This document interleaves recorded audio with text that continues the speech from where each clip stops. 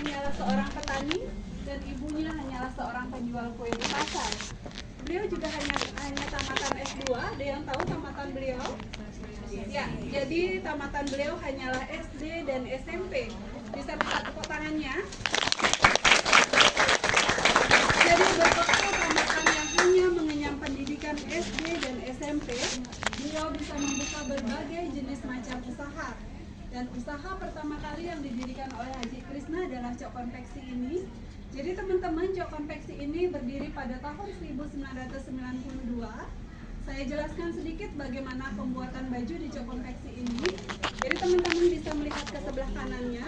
Di sini ada meja-meja, itu adalah meja reservasi atau pemesanan. Kemudian di belakangnya itu ada beberapa komputer, itu adalah tempat untuk menentukan desain. Jadi desainnya bisa dibawa sendiri. Dan kalau tidak punya desain bisa dibantu dibuatkan oleh staf kami yang ada di sini. Kemudian nanti kita akan ke belakang, kita akan lihat proses penjaritannya. Yang pertama adalah proses pola dan cutting. Pola dan cutting itu adalah kainnya ditumpuk dulu, dipola lalu dipotong.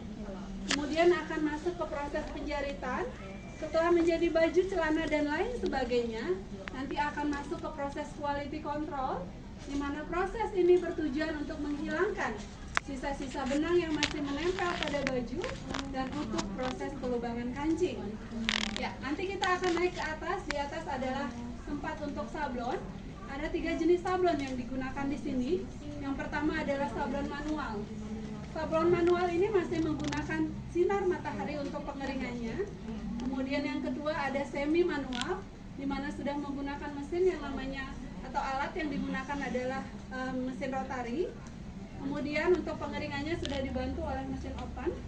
Kemudian yang ketiga adalah jenis sablon printing atau yang dikenal dengan mesin DTF, di mana yang dihasilkan adalah berupa stiker. Nanti stikernya itu yang disablon di baju. Sampai di situ mungkin jelas? Jelas. Kemudian masuk ke proses finishing, yaitu pelipatan, pembungkusan barang siap atau baju siap dikirim ke customer. Dan teman-teman semua, Bapak Ibu dosen, Cok Konveksi ini adalah cikal bakal dari berdirinya Krisna oleh-oleh Bali. Krisna yang pertama, tempat kalian parkir tadi, itu adalah Krisna yang berdiri pada tahun 2007, tepatnya di Jalan Nusa Indah Denpasar. Kemudian Krisna yang kedua adalah Krisna yang berdiri pada tahun 2008, itu berdiri di Jalan Raya Nusa Kambangan Denpasar. Kemudian Krisna yang ketiga adalah Krisna yang berdiri pada tahun 2009, itu berdiri di Jalan Raya Sunset Road Kuta. Kemudian Krisna yang keempat adalah Krisna yang berdiri pada tahun 2010, itu di Jalan Raya Tuban dekat dengan Bandara Ngurah Rai, yang satu-satunya oleh-oleh di Bali yang bukanya 24 jam. Kemudian Krisna yang kelima adalah Krisna yang berdiri. Ya, boleh disaksikan.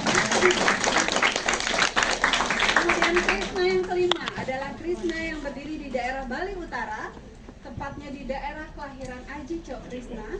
Jadi sebagai wujud bakti beliau kepada daerah kelahirannya, beliau membuka Krisna oleh-oleh dan berbagai jenis usaha di daerah Bali Utara dengan tujuan bisa membantu meningkatkan perekonomian yang ada di daerah Bali Utara. Kemudian juga untuk membantu mengurangi angka pengangguran di sana. Kemudian Krisna yang keenam adalah Krisna yang berdiri di Desa Blang Singa Gianyar, di mana Desa Blang Singa Gianyar ini adalah daerah kelahiran dari orang tua beliau. Jadi sama seperti daerah Bali Utara, sebagai wujud bakti beliau kepada daerah kelahiran orang tuanya, beliau juga membuka Krisna oleh-oleh di daerah Blang Singa Gianyar dengan konsep desa wisata. Kemudian Krisna yang ketujuh adalah Krisna yang berdiri di bypass Ngurah Rai, dengan dibangun dengan Krisna yang paling besar, di mana berdiri dengan 4 lantai dilengkapi dengan lift dan eskalator. Ya.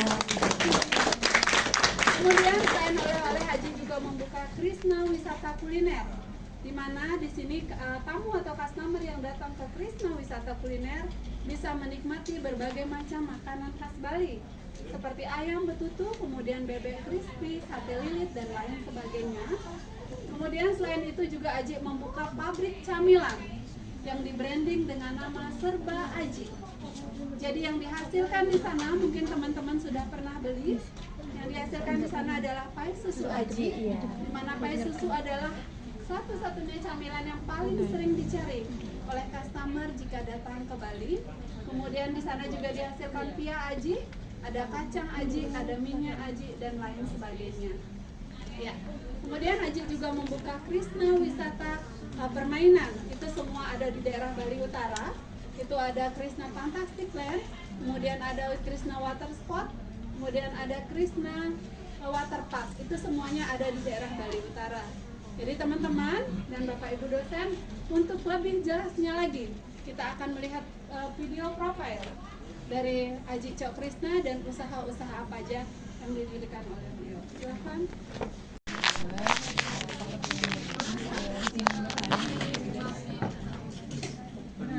Perkenalkan saya Pinkan, izin bertanya di sini. Tadi kan udah dijelas nih, kalau misalnya Krishna ini udah memberikan banyak banget di sektor bisnis ya, bukan hanya di konveksi aja tapi sampai ke wisata-wisata juga. Nah, pertanyaan saya adalah bagaimana sih perusahaan Aji Krishna ini bisa memposisikan mereknya di pasar dibandingkan dengan kompetitor yang lain? Terima kasih. Jadi terima kasih pertanyaannya, Mbak. Bagaimana sih dari usaha yang dilakukan oleh Aji Krishna untuk tetap menjaga bagaimana namanya dia bisa tetap dipercaya oleh customer dan juga lebih dipercaya oleh customer yang datang ke Bali. Itu adalah dari usaha Aji Cok Krishna itu tetap menjaga dari kualitas produk yang dijual di Krishna. Itu yang pertama adalah kualitas barang yang dijual di Krishna.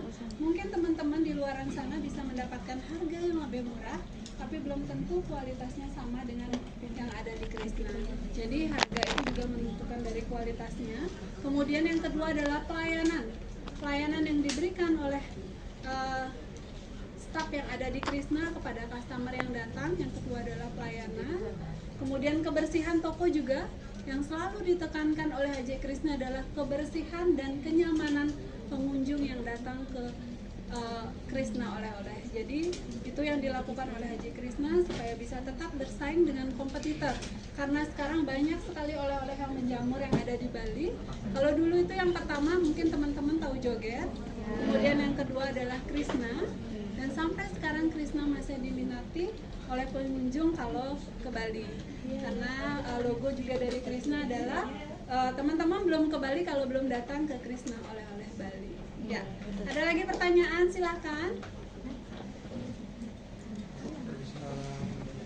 Izin bertanya, apakah ada strategi pemasaran yang digunakan untuk perusahaan konveksi untuk menarik pelanggan baru, dan saluran distribusi apa yang digunakan untuk memasarkan produk konveksi, dan bagaimana cara menetapkan harga per produknya untuk dijual gitu? Ya, jadi Mbak mungkin bisa bantu dari konveksinya. Terima kasih. Bisa diulang ya pertanyaannya? Apakah ada strategi pemasaran yang digunakan untuk perusahaan konveksi dalam menarik pelanggan baru, dan saluran distribusi apa yang digunakan untuk memasarkan produk konveksi, dan bagaimana cara menetapkan harga untuk setiap produk konveksi yang dijual? Terima kasih. Ya. Untuk yang pertama itu distribusinya biasanya dari dulu tuh dari mulut ke mulut ya. Tapi kalau sekarang kita sudah ada digital platform juga, jadi kita juga dari Facebook juga ada, sosial media, dari Instagram. Terus kita buat kayak iklan-iklan kayak gitu. Jadi kita kerjasama dengan iklan-iklan yang ada di Bali. Ya, produk kayak ada Denpasar Bali, ada Denpasar, ada Info Denpasar, ada Gunapi Bali seperti itu. Jadi kita tuh sudah kayak produksinya tuh udah yang seperti lebih besar dari yang kemarin-kemarinnya. Jadi kita tuh juga mendistribusikannya juga lebih ke sosial media juga sekarang. Untuk harga? Kalau untuk harga kita biasanya dari harga pokok penjualan itu kita tambahkan dari ongkos jahit sama dari sablon atau bordirnya. Jadi sekitar 15% dari dari total pembelian. Kita tambahkan ke sana untuk harga penjualan. Kalau untuk menarik customer baru kita biasanya di sablon, ya kita kasih diskon seperti itu. Kalau misalkan dia pembeliannya lebih banyak dari apa yang kita anjurkan, kita kasih diskon, kita kasih harga yang lebih murah lagi dari biasanya. Kemudian untuk sablon dan bordirnya kita lebih mantapkan lagi. Contohnya kayak warna kita lebih tajamkan, untuk bordir kita warna benang kita lebih tajamkan lagi. Ya, ada lagi silakan. Banyak ya. Silakan Kak. Baik, terima kasih kesempatannya Kak. Di sini saya Dinda Fauzi Maharani dari Universitas Jomblo. Izin bertanya tentang bagaimana sih cap konveksi ini untuk memastikan bahwa masukan dari konsumen itu benar-benar diolah menjadi inovasi nyata dan proses produksinya itu menjadi berkembang gitu. Boleh dijelaskan bagaimana mekanismenya dan cara contoh konkretnya gitu. Terima kasih. Mungkin ada pernah kasih customer kasih masukan. Iya. Ya, Kayak misalkan dari customer bilang kalau mungkin ukuran jaritannya berbeda seperti yang dia minta, karena kita di sini ada beberapa patron, beberapa ukuran baju yang biasanya kalau misalkan customer ingin mengcustom bajunya sendiri, dia bisa bawa ukurannya ke sini. Jadi kalau misalkan mereka ingin kasih kita masukan bahwa saya ingin ukurannya seperti ini, jadi dari pihak customer bisa kasih kita patronnya mereka dan kita akan buat patron baru di sini. Itu kita tidak kenakan charge untuk patron baru. Kayak gitu. menerima masukan. Ya, kita terima masukan. Jadi kita nggak patok yang kita nih bajunya kayak gini, jadi bapak ya harus terima baju saya seperti ini. Enggak, kita terima masukan dari customer, apakah dari jenis kain, apakah dari sablon yang diminta dari customer, apakah bordiran dari minta dari customer, kita menyesuaikan dengan customernya sesuai dengan permintaannya mereka. Ya, sudah cukup. Terima kasih. Iya. Ya, ada lagi silakan mungkin masnya. Baik, sebelumnya terima kasih atas kesempatan yang telah diberikan. Perkenankan saya ingin menanyakan apakah di antara berbagai jenis produk yang diproduksi di COK Konveksi ini terdapat salah satu produk yang dapat dikategorikan memiliki tingkat permintaan yang lebih tinggi di pasar. Jika diperkenankan, saya juga ingin memahami apa faktor utama yang menjadikan produk tersebut memiliki keunggulan, apakah dari sisi proses produksi, bahan yang digunakan, atau daya tahan produk, atau faktor lainnya. Terima kasih. Apa produk unggulan? Kita produk unggulannya kita Patron Combat 32S itu oblong. Ya, jadi Ya, terus oblong. Jadi teman-teman nanti bisa ya yang dijual di Krisna itu adalah kita dari sini produk yang paling best seller yang dihasilkan dari Cok Konveksi itu dijual di Krisna oleh-oleh. Mungkin teman-teman sudah pernah ada yang beli? Sudah? Sudah. Ya. Jadi kalau teman-teman sudah pernah ada yang beli, itu biasanya kainnya itu adem, kemudian jaritannya juga bagus, sablonannya itu dijamin tahan lama. Itu kalau disetrika atau dicuci itu tidak berkerut atau tidak menempel. Jadi itu adalah keunggulan atau produk yang paling diunggulkan di Cok Konveksi adalah Catun 32S. Ya. Ada lagi silakan kakak. Kakak. Apa saja peluang dan juga tantangan utama dari industri konveksi Cok Bali di Bali ini, dan juga dalam menembus pasar tidak hanya di kota Bali ini, juga di dalam di luar internasional itu, di era globalisasi saat ini, dalam termasuk adaptasi tren baru saat ini. Ya. Mungkin Mbak Eva? Ya. tantangannya ya. Tantangannya itu sekarang kita di Bali banyak banget konveksi ya, banyak banget sekarang berjamu konveksi-konveksi yang ada. Jadi strategi kita ya harus kita tingkatkan dari kualitas, dari pelayanan kita sendiri juga, dan dari harga. Jadi kita tidak bisa yang namanya tetap mematok dengan harga tinggi dengan begitu banyaknya konveksi yang beredar di Bali saat ini. Seperti itu ya. Jadi mengikuti pasar yang Ya, ada. kita mengikuti pasar. Kemudian juga ditekankan di promosinya. Iya. Ya, mengikuti sosial media, kemudian juga dari staf yang ada di Cok Konveksi biasanya langsung menawarkan ke beberapa instansi pemerintah, kemudian ke sekolah-sekolah. Jadi kita ketemu langsung sama customer. Ya. Bisa dimengerti kakak?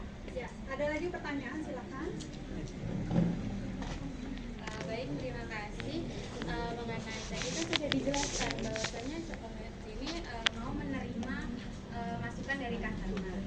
Tapi apakah ada kriteria khusus tentang bahan baku dari konveksi ini? Terima kasih. Kalau kriteria khusus kita nggak ada ya, kita hampir sama dengan konveksi lainnya, hanya saja kita lebih cenderung ke sablon sama ke jalitan kita. Jadi kalau misalkan ada yang baju di Cok atau di Krisma itu akan bisa ngebedain jalitannya dengan kita beli di konveksi yang lainnya, seperti itu. Pasti akan berbeda, walaupun tidak ada tanda hashtag di sini Krisma atau Cok konveksi. Kayak gitu. Ada lagi teman-teman? Ya, silakan. Pertanyaannya yaitu bagaimana perusahaan ini dapat menangani limbah produksi atau sisa bahan dan apakah ada cara untuk mengelola atau memanfaatkannya kembali.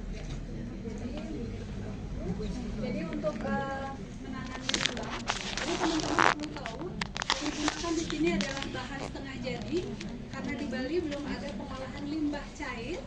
Kalau di luar Bali itu seperti di daerah mana untuk penghasil kain terbesar?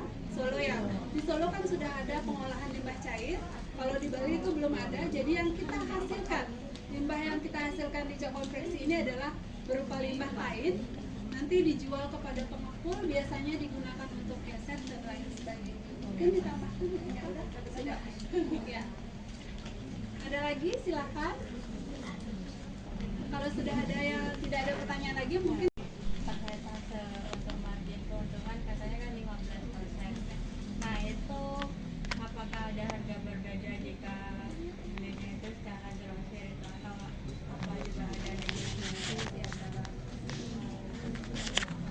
Biasanya kalau kita ada negosiasi harga itu kalau dari pembelian dalam bentuk partai. Kalau misalkan kita partainya tuh di atas 100 pieces. Ya, itu kita akan adakan negosiasi harga. Itu baik dari harga baju ataupun dari harga sablon atau mobil. Kayak gitu. Kalau misalkan masih di bawah 100, kita hanya mungkin akan kasih diskon, kasih bonus untuk kelebihan bajunya. Nah, misalkan dia misalkan order 70, kita kasihnya 75. Bisa kita kasih negosiasi harga. sudah semuanya? Sudah. Cok Konveksi Krisna ini sudah menggunakan platform digital macam Instagram dan sebagainya, tadi ya Facebook. Apakah Krisna ini juga masuk ke marketplace kayak Shopee kayak gitu? Ikut di marketplace Shopee atau Tokopedia gitu. Karena kita percaya untuk direct selling aja yang namanya Krisna itu sudah. Bagaimana suatu limbah dari proses produk ini di manage di Krisna sehingga memenuhi standar SDGs itu. Saya kira itu. Terima kasih dan selamat siang. Ya, limbah. Jadi mungkin ini masukan Bapak bagi Krisna, karena selama ini kan limbahnya itu diambil alih oleh orang lain atau oleh pengepul. Jadi mungkin kedepannya nanti bisa diambil oleh Krisna sendiri. Nanti hasilnya bisa kita jual di Krisna. Terima kasih Bapak Dosen.